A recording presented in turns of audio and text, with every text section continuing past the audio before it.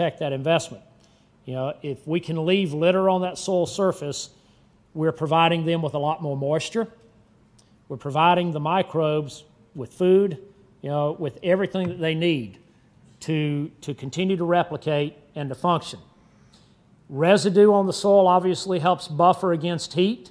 Again, this was taken in August, and you'll take a look at, you know, on the ground that we had more residue, the soil temperature was 87 degrees.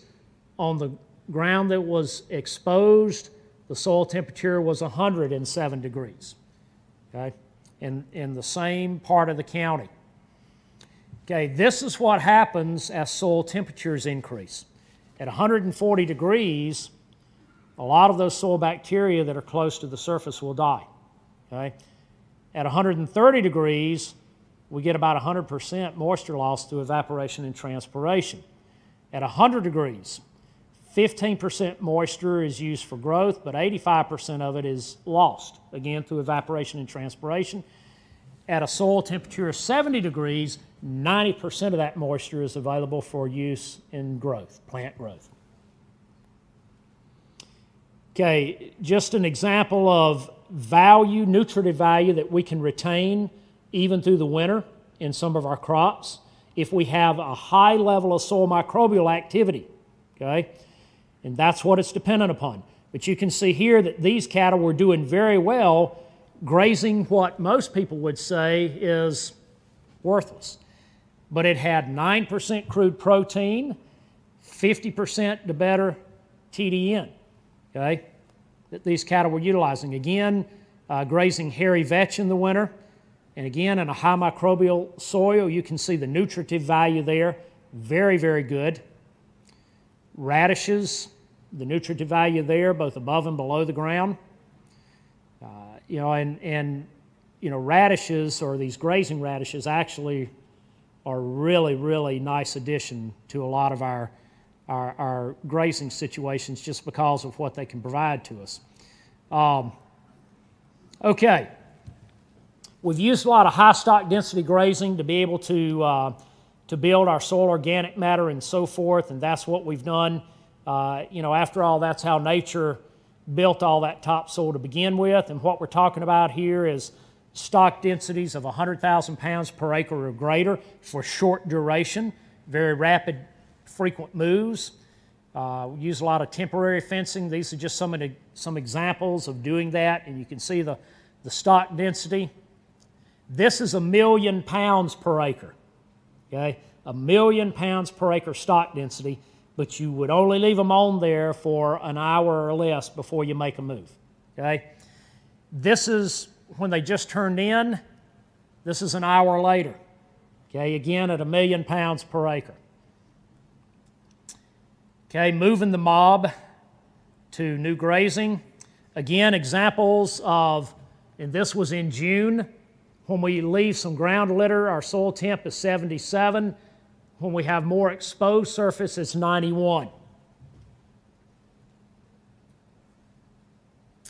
Okay, this is an example of root growth and root mass, where we have greater organic matter and we have a higher soil microbial population. You can see root length and root mass is significantly greater here than here in a cutaway.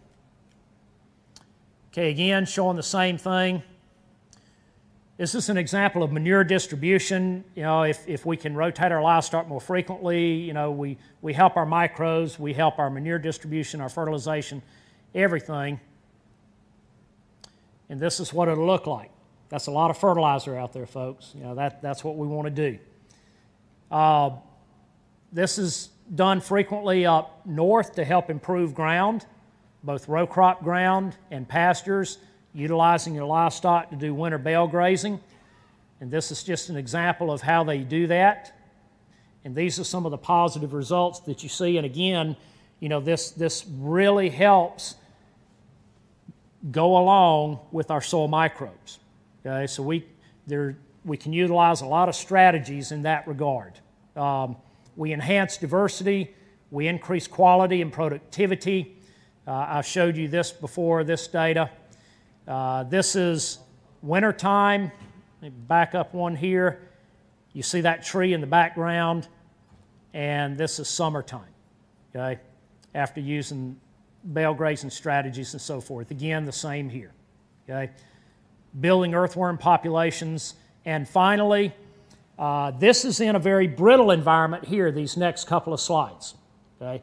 Again, using the same type of strategies. This is the Las Damas Ranch, okay, located in north-central Mexico, all right. Their typical year, they get about 11 inches of rainfall annually, but the last 4 years, they've gotten 10, 9, 8, and 5, okay. 5 years ago on the Las Damas Ranch, they had predominantly a monoculture of tabasa grass. Now they have a wide variety of plant species, and now they're able to run 1 cow-calf unit per 40 acres, and their neighbor's ranch is running 1 per 200 acres, okay. This is their ranch, that's their neighbor's ranch. One of the problems that they have is that their neighbors frequently cut the fence accidentally, you know, and let their cattle in on their ranch.